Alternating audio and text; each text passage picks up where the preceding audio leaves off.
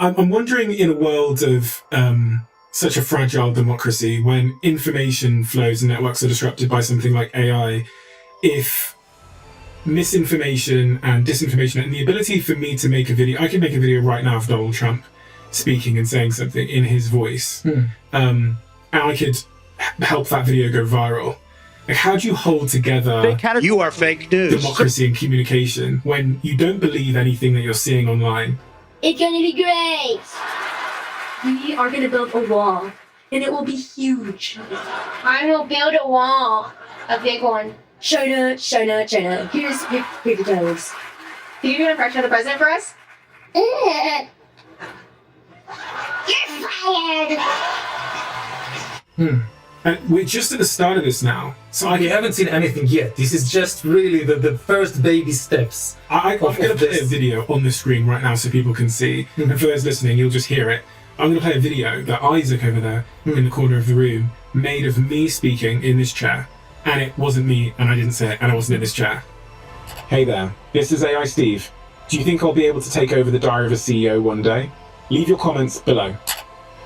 And it sounds exactly like me, identical, and it's not me.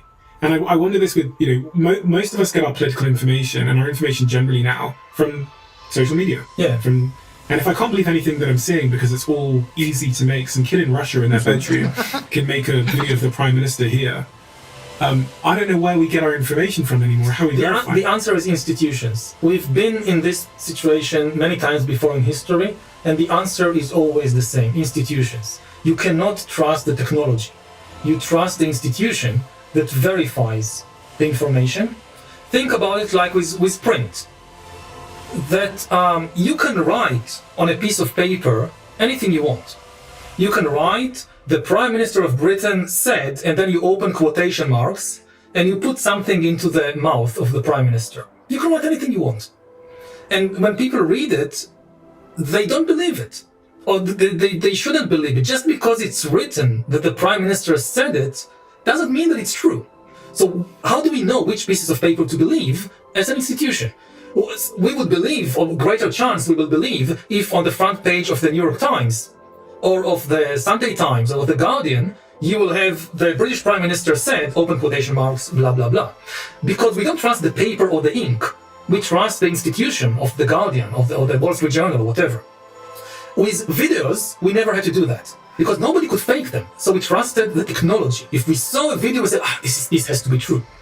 But when it becomes very easy to fake videos, then we revert to the same principle as with print. We need an institution to verify it. If we see the video on the official website of CNN or of the Wall Street Journal, then we believe it, because we believe the institution backing it.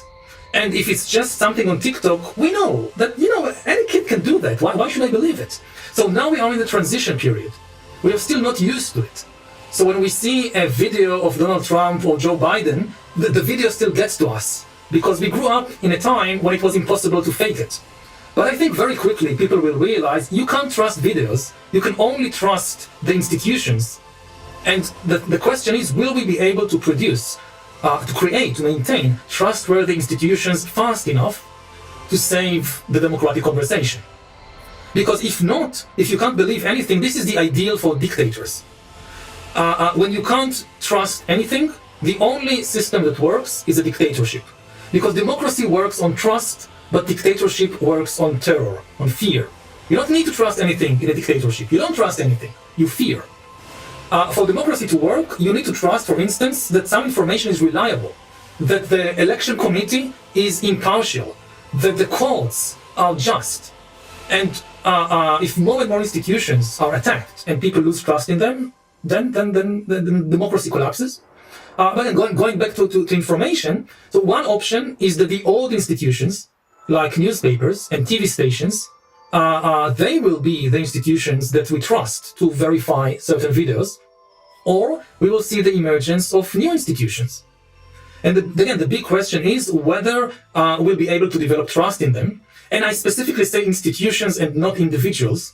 No large-scale society, especially not a democratic society, can function without trustworthy bureaucratic institutions.